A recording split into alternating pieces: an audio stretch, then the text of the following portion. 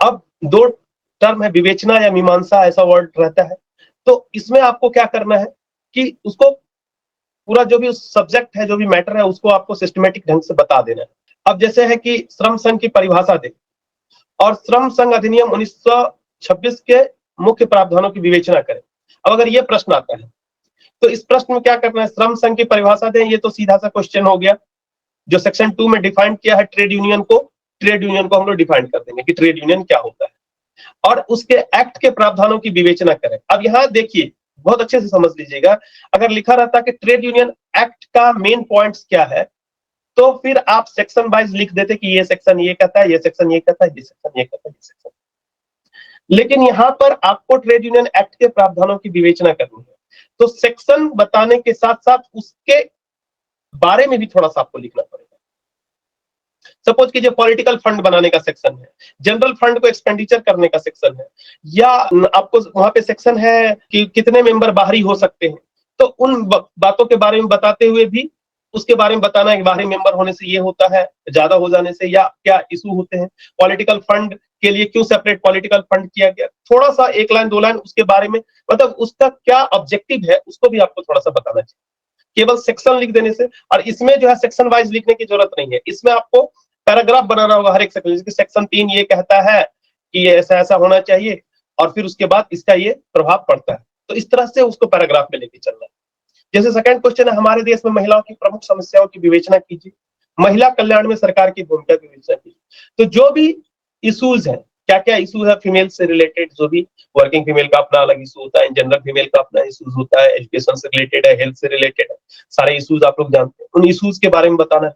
और उन इशूज के रिगार्डिंग सरकार का क्या है प्रोविजन, सरकार ने उनके लिए क्या बनाया, अगर कोई लॉ बनाया, कोई मान लीजिए आप सपोज कीजिए कि वर्क प्लेस पे उनके सेफ्टी के लिए पॉस एक्ट बना हुआ है, उसके बाद आपको लेस देन 18 फीमेल जो है उनके लिए अलग स्पेशल प्रोविजंस बने हुए हैं, उनके मैटरनिटी बेनिफिट्स वगैरह बना हुआ एक्ट बना हुआ है, उनके एजुकेशन से रिलेटेड अलग अलग स्कीम्स जैसे बेटी बचाओ बेटी पढ़ाओ, इस तरह का स्कीम्स वगैरह सरकार चला रही है। तो आपको हर एक प्रॉब्लम के रिगार्डिंग जो जो स्कीम्स बनते हैं उनको पैरेलल लेकर के, और तब इसको सिस्टमेटिक ढंग से प्रॉब्लम बता दिया, स्कीम बता दिया, या फिर पहले सारे प्रॉब्लम लिख दिया और फिर उसी के पैरेलल में सारा स्कीम्स के बारे में डिटेल कर दिया सिस्टमेटिक ढंग से उसी सीक्वेंस में, तो ये आपका वो क्वेश्चन कंप्लीट हो जाएगा।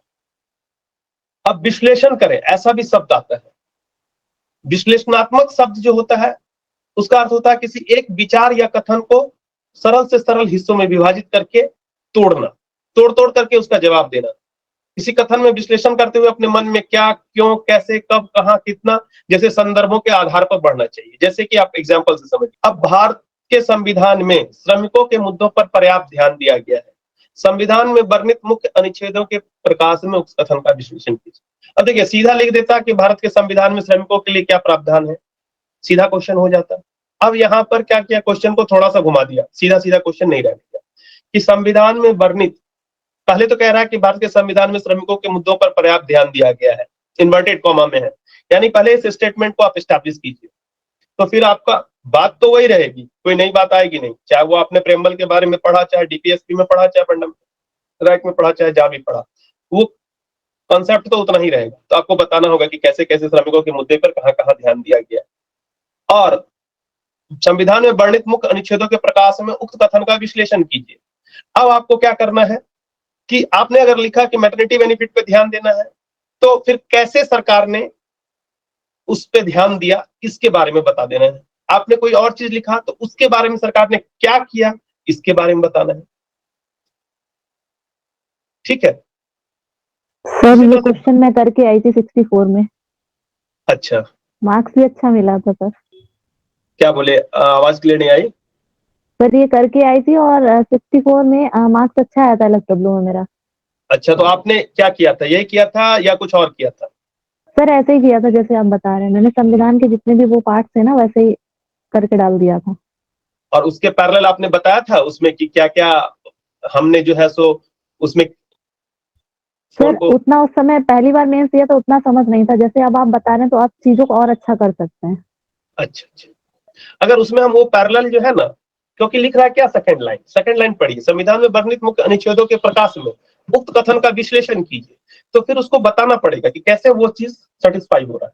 सेकंड पॉइंट है, जैसे वैश्वीकरण के पश्चात के दौर में श्रम संघ निरर्थक हो रहे हैं, उक्त कथन का आलोचनात्मक विश्लेषण कीजिए। अब यहाँ दो टर्म हो गया, आलोचनात्मक विश्लेषण।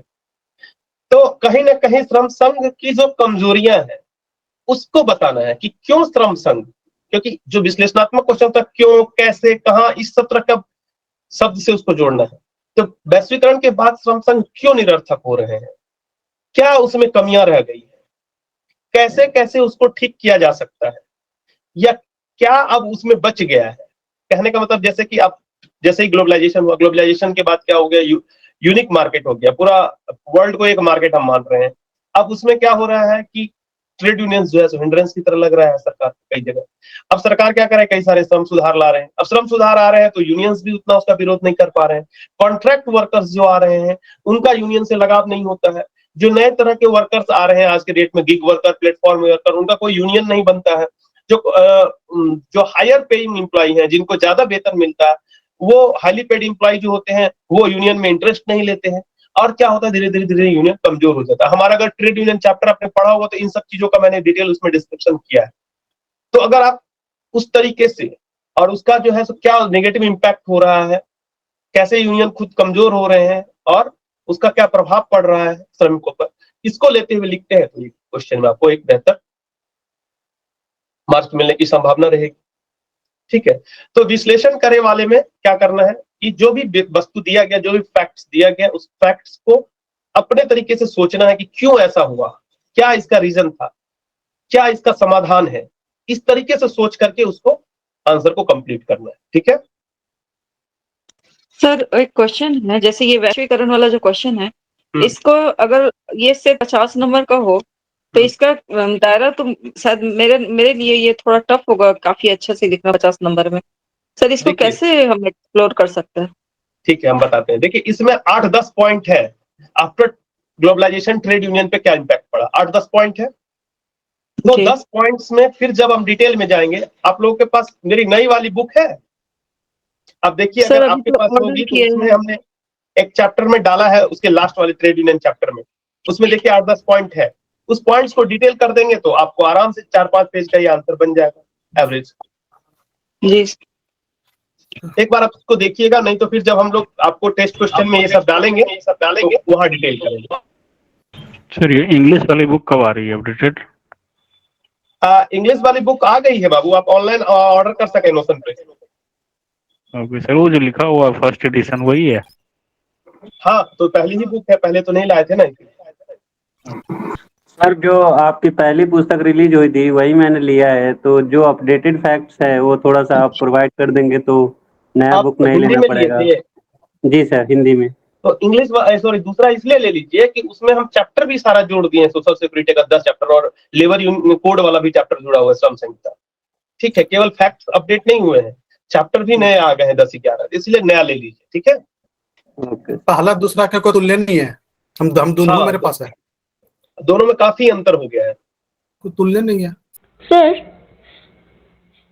हाँ बताइए सर, उसमें जो क्वेश्चन पूछा गया है कि श्रम संघ का ये श्रमिक से संबंधित जो भी अनुच्छेद हैं उनको वर्णित करना है, तो जो श्रमिक है तो सिर्फ अनुच्छेद को उसमें वर्णन करना है या फिर जो प्रोग्राम चलाए जा रहे हैं सामाजिक मुद्दों से संबंधित उनको भी ऐड करना है उस क्वेश्चन में? नहीं, जहां विश्लेषणात्मक, जहां देखिए 2 क्वेश्चन है। अगर क्वेश्चन पूछता है कि श्रम संबंधी क्या उपबंध है कॉन्स्टिट्यूशन में, तो सीधे कॉन्स्टिट्यूशन के प्रोविजंस को लिख देना है। अगर आपको लिखता है कि उसका जो है सो क्या प्रासंगिकता है, वो कैसे प्रभावी हो पा रहा है, या उसका विश्लेषण कीजिए उनकी उपयोगिता का, या इस तरह का बात, तो फिर आपको ये दिखाना होगा कि कैसे उन उपबंधों का सहारा लेकर के हमने अपने लिए कॉन्स्टिट्यूशन के बाद विभिन्न लेबर लॉ या स्कीम्स लाए हैं। क्लियर? Yes sir. ठीक। अब कई बार प्रश्न में कई सारे छोटे छोटे टुकड़े होते हैं, तो उसको हमको विखंडित करना होगा। अगर कहीं उसमें उप प्रश्न है तो उसको भी पहचानना होगा। कोई सब क्वेश्चंस है, एक ही क्वेश्चंस में कई सारे डिफरेंट क्वेश्चंस घुसे हुए रहते हैं, तो उसके हिसाब से हम उसको देखना होगा, और जो मेन क्वेश्चन है उसको जवाब देते हुए जो साइड क्वेश्चन है उस पर भी कंसंट्रेट करना होगा। अब जैसे कि ये प्रश्न है, सामाजिक कल्याण और सामाजिक सुरक्षा पर संक्षिप्त टिप्पणी कीजिए तथा, इसको टिप्पणी करने के बाद फुल स्टॉप नहीं दिया, तथा भारत एवं बिहार में निर्धनता के कारणों पर चर्चा कीजिए।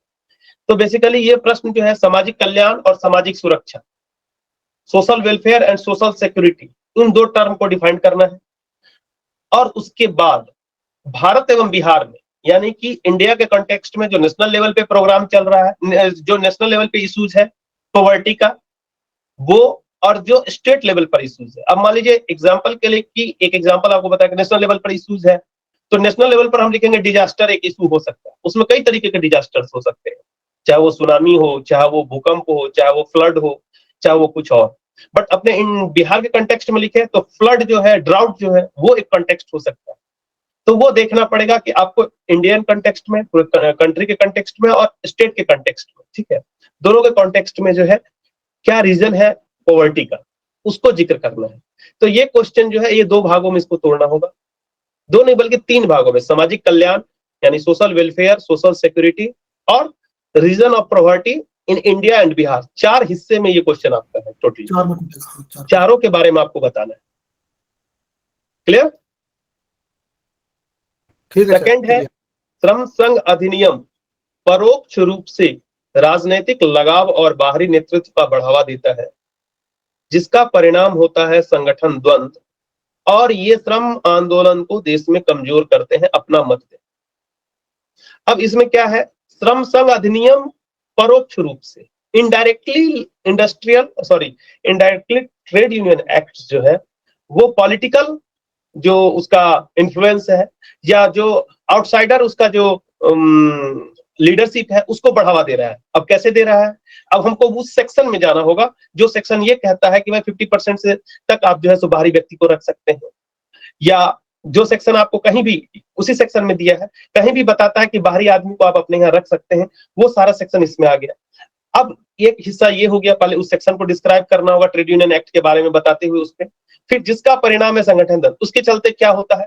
तो अब ये दूसरा क्वेश्चन हो गया कि अगर पॉलिटिकल इन्फ्लुएंस होता है, बाहरी आदमी पॉलिटिकल आदमी आता है, तो वो क्या करता है, वो अपने पॉलिटिकल हितों को साधने के उसके क्या पॉजिटिव और निगेटिव है, बुक्स में सारे दिए हुए हैं, बस आपको जोड़ना है यहाँ मसाले से। और अगर बाहरी आदमी आता है, आउटसाइडर व्यक्ति आता है, तो क्या हो करता है, प्लस संगठन में वो कैसे द्वेष को बढ़ा सकता है और वो आंदोलन को कैसे कमजोर कर रहा है। तो उस तरह का कोई एग्जाम्पल है जहां ट्रेड यूनियंस में पॉलिटिकल लीडर जाने के बाद हमारा कमजोर हो गया ट्रेड यूनियन। तो इन सारी चीजों पर अपना जो है डिटेल एनालिसिस देना है अपना मत के साथ, लास्ट में कंक्लूजन भी देना है कि वो रहना चाहिए नहीं रहना चाहिए। हालांकि नए वाले कोड में भी वो सारी बातें हैं, लेकिन आप अपना एक इसमें व्यू दे सकते हैं, इसमें आप स्वतंत्र हैं अपना व्यू देने के लिए। इसमें आप एक्ट के हिसाब से बाउंड नहीं है कि जो एक्ट में लिखा उसी को आपको सपोर्ट करना है, आपको इसमें अपना मत देने का पूरा। तो कहने का मतलब प्रश्न को समझना है, प्रश्न में कई बार 2, 3, 4 हिस्से हो जाते हैं, तो आपको हर हिस्से को टच करना है। आप मान लीजिए नहीं ठीक से ध्यान दिए, अब मान लीजिए इसी में भारत और बिहार में निर्धनता के कारण पर चर्चा कीजिए, तो भारत और बिहार का एक ही कंबाइंड आपने लिख दिया तो वो उतना इम्पैक्ट नहीं डालेगा। भारत का कारण जो है कुछ, बिहार का स्पेशल कारण 2-4 जरूर जोड़िए। कॉमन कारण तो सब में है निर्धनता का, जनसंख्या बढ़ोतरी हो चाहे हो, लेकिन बिहार के एंगल में वो ज्यादा इम्पैक्ट दिखेगा। जैसे पूरे भारत में अगर जनसंख्या घनत्व की बात करें, बिहार में जनसंख्या घनत्व की बात करें, पूरे भारत में एग्रीकल्चरल लैंड की बात करें, बिहार में पर कैपिटा एग्रीकल्चरल लैंड की बात करें, तो कई सारे एंगल बन जाएंगे जहां पर कि हम उसको कंपेयर करके दिखा सकते हैं दोनों को अलग अलग। ठीक है, तो ये समझने की बात होती है और इन सब के लिए आपको फैक्ट्स और डाटा चाहिए होगा। नेक्स्ट सर एक क्वेश्चन है सर यहाँ पे सर, जिस इसमें है जैसे सेकंड क्वेश्चन, चला गया क्वेश्चन, बोलिए हाँ बोलिए ना। सेकंड क्वेश्चन में मुझे याद है, राजनीतिक द्वंद्व जो था ना सर, संगठन में द्वंद्व था, तो ये संगठन द्वंद्व जो है सर, ये क्या मतलब, जैसे एक सिंगल संगठन के अंदर की बात हम करते हैं इसमें समझे, या विभिन्न संगठनों के बीच के द्वंद्व को समझा जाए सर यहाँ पे? विद इन यूनियन जो राइवलरी होती है पॉलिटिकल उसी के चलते, उसकी बात ये करता है। ठीक है, मतलब कुछ किसी पॉलिटिकल पार्टी को के झुकाव में, कोई किसी पॉलिटिकल पार्टी के झुकाव में, उस संदर्भ। मान लीजिए कि सपोज कीजिए कोई एक फैक्ट्री है, सीमेंट की फैक्ट्री है, कोई और फैक्ट्री है, उसमें एक यूनियन बनाया उन्होंने, उसमें कोई भी पॉलिटिकल एंगल नहीं था। समय के साथ क्योंकि बाहरी लोगों को हम रख सकते हैं, ट्रेड यूनियन एक्ट के तहत प्रोविजन है, तो उसी प्रोविजन पे वो कटाक्ष कर रहा है कि भाई वो प्रोविजन जो है बाहरी लोगों को बढ़ावा देता है, ठीक है, चलिए वो प्रोविजन का जिक्र कर दिया। अब वो कह रहा है कि उस मान लीजिए हमने उसमें क्या किया कि एक ऐसे व्यक्ति को रखा जो काफी प्रभावशाली है, लोकल लीडर है, तो हमने रखा तो उसका फायदा भी मिलेगा, लोकल लीडर है, प्रभावशाली है, नियोजक से मेरी बात करेगा, मेरी बातों को मनवाने में वो सहायक होगा। लेकिन लोकल लीडर है तो वो उसका अपना लोकल पॉलिटिक्स भी होगा, वो किसी पार्टी से जुड़ा हो सकता है उस यूनियन में 100 में से 60 आदमी उस पार्टी के खिलाफ हो। कई बार कई तरह के लोग होते हैं, कई तरह का अपना होता है, तो उससे क्या होगा कि उसका अपने लीडर पे विश्वास ही नहीं रहेगा। लीडर पे विश्वास नहीं होगा तो यूनियन सही से नहीं चलेगा, यूनियन के बीच में आपस में डिस्प्यूट होगा, गुट बन सकता है यूनियन के बीच में, कई सारी बातें उससे लिंक होती चली जाएगी। तो उसी के बारे में आपको यहाँ पे बताना है।